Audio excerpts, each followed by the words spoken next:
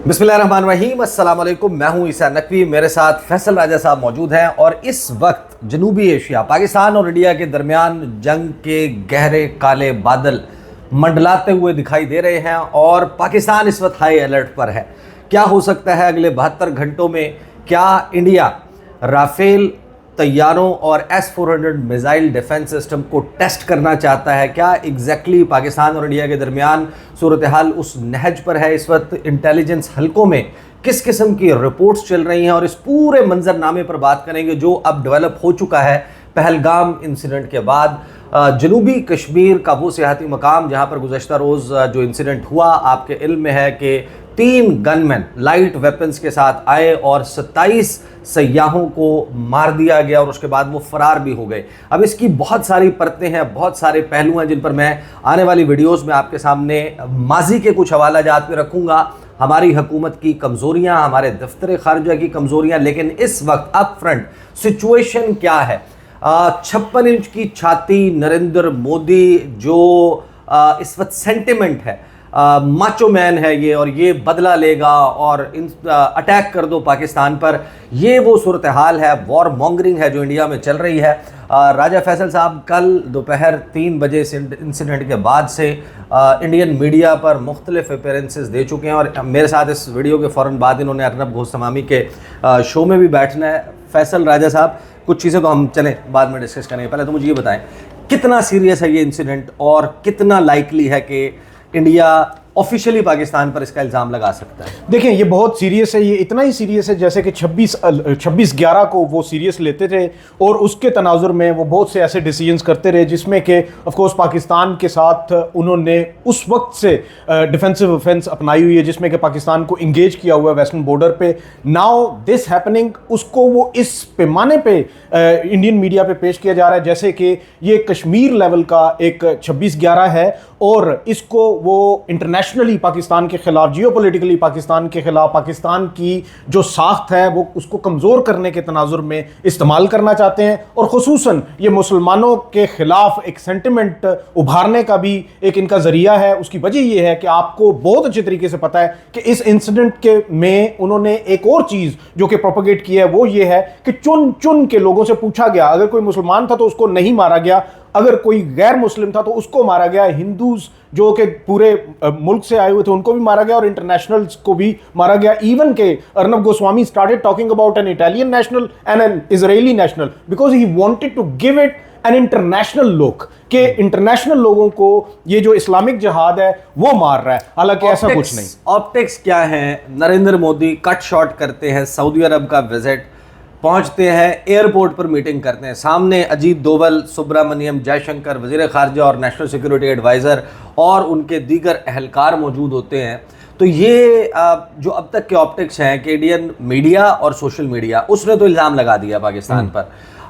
Officially अगर India इस बात का ब्लेम पाकिस्तान पर डाल देता है जो राजनाथ सिंह ने दबे दबे लफ्ज़ों में कह दिया है, तो कितना प्रेशर होगा नरेंद्र मोदी के ऊपर कि वो फरवरी 2019 का रिपीट टेलीकास्ट करने की कोशिश करे जहां पर उसने कहा कि बादल थे और मुझे मेरी फोर्सेस ने ब्रीफिंग दी और उन्होंने कहा कि आज बारिश भी है, बादल भी हैं, हमला मुश्किल हो जाएगा।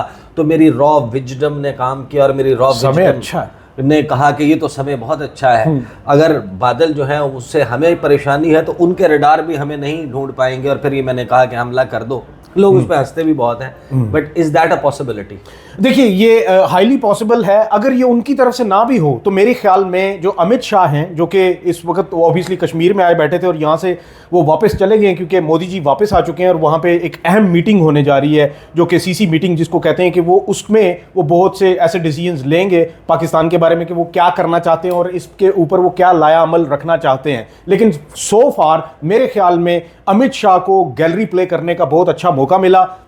आपने भी जैसे बात की, पहले हम लोग गैर रस्मी गुफ्तगू में भी ये जिक्र हुआ कि वो 75 साल की जो एज ब्रैकेट है वो बीजेपी उसके बाद हमेशा से अपने जो प्राइम मिनिस्टर होते हैं उनको, वाजपेयी हो, एल.के. अडवाणी हो, जो भी हो, वो रिटायर हो जाता है तो वो मिड टर्म में फॉल कर रहा है। बिल्कुल, तो ये फॉल कर रहा है। और अमित शाह अनलाइक होगा बीजेपी के वो एक बंदे को 75 साल से ऑनवर्ड कंटिन्यू करवाएं, वो वक्त आ गया और अमित शाह गैलरी प्ले करता हुआ नजर आ रहा है। पाकिस्तान में इस वक्त इंटेलिजेंस हल्के, आप तो बड़े आपके ताल्लुकात हैं, क्या बता रहे हैं, कितना लेवल थ्रेट का है, क्या हम हाई अलर्ट पर हैं, क्या चल रहा है इसमें? देखिए, जैसे एक सहाफ़ी को हर एक शख्स से दोस्ती रखनी चाहिए। यस, मेरी भी काफ़ी सारे ऐसे हलकों से दोस्ती है जहाँ से कि मुझे इस चीज़ के बारे में इल्म होता चला जाता है।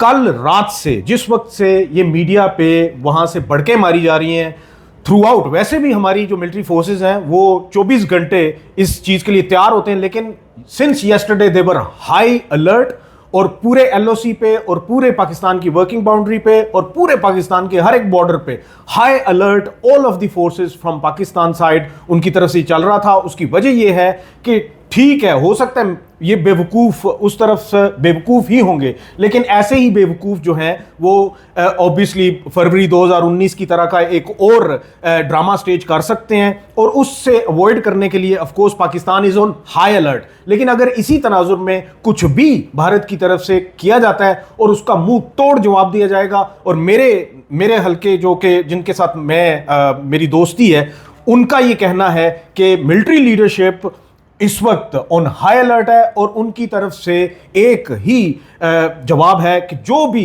पाकिस्तान की तरफ दरअंदाजी होती है उसका मुंह तोड़ जवाब दिया जाए। अच्छा, दो चीज़ें बड़ी अहम हैं जो मैं ज़रूर यहाँ पर कह दूँ कि एक जो डिफेंस ऑफ पाकिस्तान है, when it comes between India and Pakistan, ये जो सियासी मामलात हैं, सियासी लड़ाइयाँ, ये फिर चली जाती हैं पसे पुश्त। अब जाहिर है कि एक ओपिनियन डिवाइडेड है और एक बड़ी स्ट्रॉन्ग राय मौजूद है। पाकिस्तान की अफवाज, पाकिस्तान का दिफा कितना अहम है, और जो जिस इदारे के करने का काम है कि आप सियासत नहीं, आपका काम जो है, और वो माजी में हमने देखी हैं मिसालें कि किस भरपूर अंदाज से होता रहा है। लेकिन आज ये सवाल दोबारा शद्दोमद के साथ हमारे सामने मौजूद है। लेकिन एक बात फिर जहन में रखिएगा कि पोटेंट फोर्स, आज हम प्रोग्राम में भी इसको डिस्कस कर रहे थे, एक पोटेंट आर्मी, एक तवाना किस्म की फ़ौज क्यों ज़रूरी है। जब हम एग्ज़ाम्पल देखते हैं ना बांग्लादेश की, जब हम श्रीलंका की, जब हम भूटान की, मालदीव्स की, नेपाल की, बर्मा की, यानी म्यांमार की, तो हमें यह पता चलता है कि इंडिया ने जो चौधरी के तरीके से इस ख़त्ते में एक हेजमॉन, रीजनल हेजमॉन के तौर पर ऑपरेट करता है, उसने हर हमसाये को बुली किया है, हर हमसाये को ज़ेरे दाम लाया है, और इस किस्म के किसी भी इंसिडेंट के ज़रिए पाकिस्तान के ऊपर हमले का जवाज़ बनाना बहुत आसान है। अब ये सवाल है कि ये कोइंसाइड कर रहा है राजा फैसल साहब, ये कोइंसाइड कर रहा है किन चीज़ों से? हम माजी में देखें चिटी सिंहपुरा का वाक़या, टेरर बोर्ड, पार्लियामेंट हमला, उड़ी इंसिडेंट, पठानकोट, कोई इलेक्शन के करीब होता है, कोई अमरीकी सदर के दौरे के करीब होता है, कोई नायब सदर के, कोई इंडियन वज़ीर ख़ारजा के दौरे के वक्त होता है, कोई नरेंद्र मोदी के उड़ी इंसिडेंट की बात कर रहा हूँ, अक़वाम मुत्तहिदा जनरल असम्बली के इजलास से पहले होता है। ये जो सारी टाइमिंग है ये फिर अगेन से इंडिकेट करती है दोबारा से कि जब इंडिया दोबारा से अमेरिका की एक नज़र करम अगेंस्ट चाइना, वो चाहता है कि हमें टैरिफ की बंदिशों से भी आज़ाद कर दो, हमें फ़लाँ तक टेक्नोलॉजी भी दे दो, फ़लाँ असलहा भी दे दो, इसकी टाइमिंग कितनी अहम है। और ये जो बात चल रही है कि इंडिया जो है वो इस परहैप्स ट्राइंग कि हम ज़रा अपने लगे हाथों S-400 मिसाइल डिफेंस सिस्टम और राफेल तैयारों का भी टेस्ट कर लें। देखिए, उससे पहले ऑब्वियसली अगर वो राफेल तैयारे भेजेंगे तो पाकिस्तान ने भी अपना डिफेंस सिस्टम जो है वो उसको पहले टेस्ट करना है। वो पाकिस्तान भी फुली प्रिपेयर्ड बैठा हुआ है। क्या राफेल क्रॉस कर पाएगा? क्या वो पाकिस्तान के डिफेंस सिस्टम को क्रॉस कर पाएगा? ये एक बहुत बड़ा मुहिम्मा है। वो राफेल गिरवाने का रिस्क लेंगे? पिछली दफा तो मोदी जी ने कहा था राफेल होता तो हम क्या से क्या कर जाते। इस दफा तो राफेल भी हैं। इस दफा अगर उनके पास राफेल हैं, Su-30s हैं, सबको अगर वो यहाँ पे पाकिस्तान में लाके तो उनको को टेस्ट करना चाहते हैं तो आ जाएं, टेस्ट करें। पाकिस्तान भी फिर अपने डिफेंस सिस्टम को टेस्ट करेगा और फिर पाकिस्तान मुंह तोड़ जवाब देगा। पाकिस्तान के पास भी PL-15 मौजूद है, J-10C के साथ लगा हुआ है। पाकिस्तान के पास भी थंडर्स मौजूद है। पाकिस्तान के पास भी F-16 मौजूद है, वॉर हार्डन्ड है। फरवरी 2019 में प्रूव किया कि पाकिस्तान मुंह तोड़ जवाब दे सकता है। और पाकिस्तान जो है, पाकिस्तान एयरफोर्स जो है वो इंडियन एयरफोर्स से 10 साल आगे कहीं मौजूद है और इंडियन एयरफोर्स बहुत पीछे है। लिहाजा अब उन्होंने अगर जहाज ये ले लिए हैं तो शायद वो ऑप्टिक्स चेंज करने में ऑन द पेपर्स वो कामयाब हो गए होंगे। लेकिन ईसा, मैं आपको एक बात बता दूं, it's not the gun that matters, it's the man behind the gun that matters. और मेरी नजर में हमारे पाकिस्तान की जो गन है उसके पीछे जो मैन बैठा होता है वो ये जानता है कि मैंने लड़ना कैसे है। क्या इंडियन इस दफा भी अभिनंदन जैसे मैन को भेजेगा? क्या इंडियन इस दफा भी चाय पीने के लिए पाकिस्तान में गिरना पसंद फरमाएंगे? ये ऑप्टिक्स जो हैं इनको भी उनको जहन में रखना चाहिए। जहां तक बात है कि ये इस दफा इन्होंने क्या क्यों करने की कोशिश की, जेडी वैंस जो कि ऑब्वियसली इस वक्त इंडिया में मौजूद थे, उनकी मौजूदगी में इन्होंने बेसिकली क्या किया कि जी इस दफा बॉलीवुड की मूवी नहीं बनाई, इन्होंने जी न्यूज का और जी जो टीवी है इनका उसका एक ड्रामा बनाने की कोशिश की है, सास बहू वाला, जिसमें कि ये शो करने की कोशिश की है कि जेडी वैंस साहब देखें ना हम आपके ससुराल होते हैं और आपकी यहां पे मौजूदगी में आपके देखें ना आपके सालों के साथ क्या किया जा रहा है। तो मेरे ख्याल में उन्होंने ये करने की कोशिश की है, उसको इमोशनल करने की कोशिश की है, लेकिन ये भूल जाते हैं कि कोई भी प्रेसिडेंट और कोई भी वाइस प्रेसिडेंट अगर किसी भी मुल्क का दौरा कर रहा होता है वहां पे उसके साथ बहुत बड़ी तादाद में एफबीआई भी मौजूद होती है, सीआईए की भी उसको सपोर्ट मौजूद होती है। जो कुछ भी इस वक्त इंडिया में उन्होंने ये करने की कोशिश की, I am pretty much sure CIA के पास भी उसकी कोई ना कोई तहकीकात मौजूद होंगी और एफबीआई के पास भी वो कोई ना कोई तहकीकात मौजूद होंगी।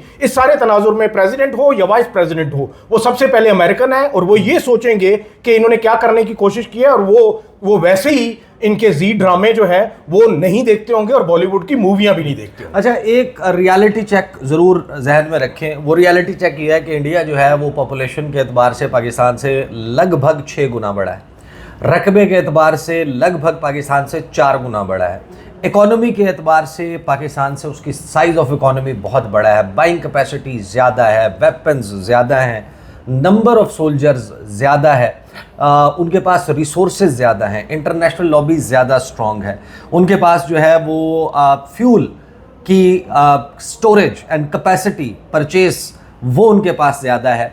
लेकिन ये सबसे बड़ा ख़तरा है, सबसे बड़ा ख़तरा यही है कि यहाँ पर जब आप कन्वेंशनल डोमेन की बात करते हैं और अगर जो बैलेंस ऑफ पावर है वो डिस्टर्ब हो जाए कि एक तरफ एक ऐसा हरीफ है जो तमाम चीज़ों में नंबर्स की जब बात आती है उसमें ज़्यादा होता है, तो फिर यहाँ से अनकन्वेंशनल डोमेन से रवायती हथियारों से लड़ने के बजाय आप उस सब कन्वेंशनल या अनकन्वेंशनल न्यूक्लियर डोमेन में चले जाते हैं जो नहायत ख़तरनाक है। पाकिस्तान भी एक न्यूक्लियर पावर रखने वाला, सेकंड स्ट्राइक कैपेबिलिटी रखने वाला, पाकिस्तान भी एक ऐसा मुल्क जिसके पास एक मिनिमम क्रेडिबल न्यूक्लियर डेटरेंस और स्ट्रेटेजिक डेटरेंस रखते हुए ये सब कुछ रखा है, और ये फिर उस डोमेन में चला जाता है जहाँ पर ये आउट ऑफ कंट्रोल हो जाता है। इसकी बहुत सी परतें, इस पर आप ज़रा कमेंट कर दें, फिर मैं ज़रा आपको बता दूंगा कि इसका जो इंटरनेशनल एंगल है चाइना के हवाले से, अमेरिका के हवाले से, जीसीसी के हवाले से, उस पर और कुछ इंतहाई अहम इससे जुड़े हुए मामलात हैं, उस पर मैं आपको बता दूंगा कि किन चीज़ों के ऊपर मैंने बात करनी है आने वाली वीडियोज़ में। राजा फैसल साहब, जो आपका जो कन्वेंशनल रवायती हथियार हैं नंबर से ज़्यादा है, आपने ज़ाहिर है कि एक जज्बा होता है जब आपके मुल्क की बात आए तो फिर बाकी चीज़ें तो सारी पसे पोश चली जाती है ना, लेकिन नंबर्स उनके पास ज़्यादा है। देखिए उनके पास सोल्जर्स भी ज़्यादा है, हाँ। उनके पास असलहा भी ज़्यादा है, उनके पास पैसा भी ज़्यादा है, उनकी इकोनॉमी का साइज़, उनका लैंड मास, उनके नंबर ऑफ, उनकी पॉपुलेशन, दुनिया का सबसे बड़ी आबादी वाला मुल्क है, फॉल्ट लाइन्स भी उनके हमसे ज़्यादा है, सब कुछ है। लेकिन यही तो ख़तरा है कि ये आपको अनकन्वेंशनल से उस डोमेन में ले जाएगा जहां पर इट्स इन नोबडीज इंटरेस्ट। देखिए वेरी रिसेंटली मोहम्मद यूनुस जो कि प्राइम मिनिस्टर हैं बांग्लादेश के, उन्होंने भी एक बयान दिया जिसमें कि उन्होंने ये कहा कि भारत ये मत सोचे कि वो बहुत ज़्यादा सिक्योर है, उनकी जो 7 सिस्टर्स हमारे पास मौजूद हैं और उनके साथ एक उनका छोटा भाई सिक्किम भी जो मौजूद है कॉरिडोर, उस वो सारे का सारा जो है वो एक बड़ा फ्रेजाइल सा मामला है और वो यूं करके ख़त्म हो सकता है। 32 सेपरेटिस्ट मूवमेंट चल रही हैं विद इन इंडिया, ये उनके लिए बहुत बड़ा थ्रेट है। जहां तक बात है नंबर्स में वो ज्यादा होंगे, लेकिन this should be taken as positive. कैसे कि more the numbers more the opportunities to shoot them. And अगर इस हवाले से मैं अक्सर एक बात करता होता हूँ, इस हवाले से मेरा एक बहुत मशहूर जो मैंने एक कॉल बोला था वो ये था कि शेर इक्का दुक्का ही होते हैं, शेर इक्का दुक्का ही होते हैं, और ये जो होते हैं ना कुत्ते और ये जो होते हैं ना लगड़ बगड़, ये होते हैं ढेर सारे, लेकिन वो काम नहीं कर सकते जो कि शेर कर सकता है। शेर करता है जुर्रत का मुजाहिरा, इधर पाकिस्तान से होगा जुर्रत का मुजाहिरा, और जो शेर के मुकाबले में लगड़ बगड़ और कुत्ते हैं वो जुर्रत का मुजाहिरा नहीं कर सकते। और मेरी नजर में इसको पॉजिटिव लेके अगर उनके पास ज्यादा हथियार हैं तो ये ज्यादा अपॉर्चुनिटी गर्दाननी चाहिए कि we have more options to shoot them down. लेकिन कुछ चीज़ें जो जिन रियलिटी चेक्स के ऊपर मैंने आने वाली वीडियोस में भी बात करनी है कि ये सारे इंसिडेंट्स होते हैं जो इंडिया के मैंने गिनवाए और पाकिस्तान के ऊपर धड़ाधड़ इल्ज़ाम लग जाता है, पाकिस्तान को बदनाम भी कर देते हैं, पाकिस्तान को एपिसेंटर ऑफ टेररिज्म भी करार दे देते हैं।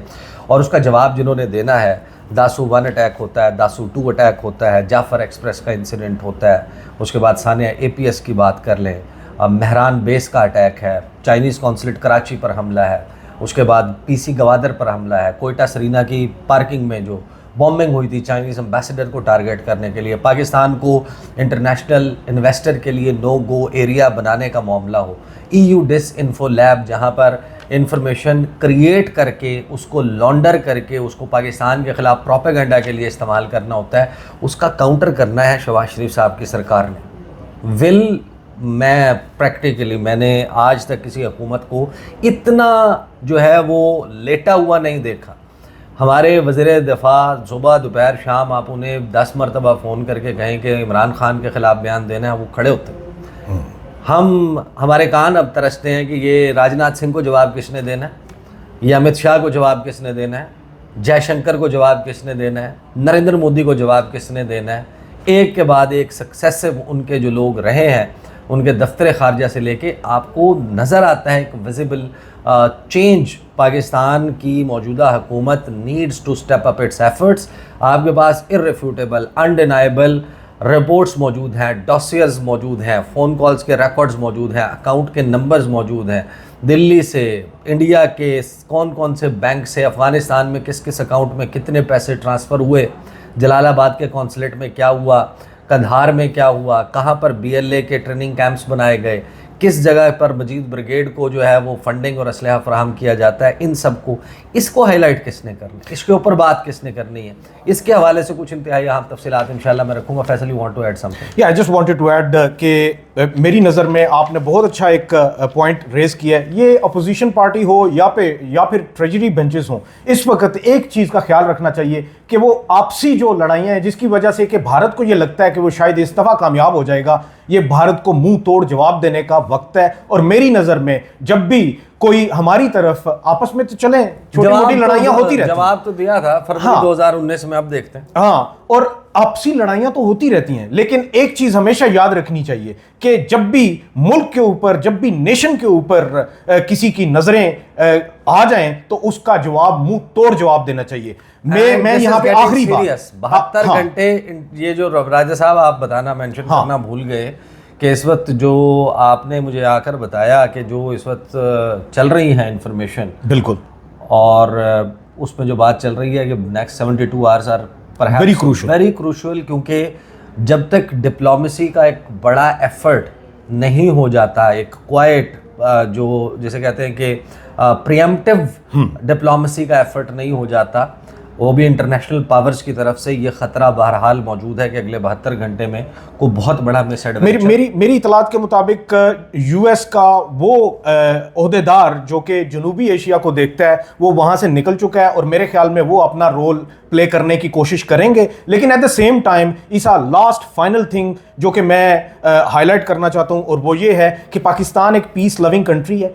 पाकिस्तान ये चाहता है कि ये जो कुछ हुआ है, अगर तो ये कुछ हुआ है तो ये प्रोब होना चाहिए at the best of the capacity, ये प्रोब होना चाहिए और यूनाइटेड नेशन सिक्योरिटी काउंसिल की जानिब से ये प्रोब होना चाहिए। और अगर ये इंडिया दे ना दे यूनाइटेड नेशन सिक्योरिटी या अनमोगेब को एड्रेस वहां तक उस तरीके का एक्सेस, जो कश्मीर की सूरत हाल है वो तो फिर बहुत सारी चीजें सामने आ जाएंगी। और ईसा one last thing, Pakistan peace loving country है, पाकिस्तान चाहता है कि पीस रिस्टोर होना चाहिए, लेकिन अगर भारत का ये शौक है कि वो उसने लड़ाई ही करनी है तो फिर भारत को मुंह तोड़ जवाब दिया जाएगा। ठीक है जी, बहुत बहुत शुक्रिया। इंशाल्लाह अगली वीडियो में मुलाकात होगी। इजाजत दीजिए, अल्लाह हाफिज।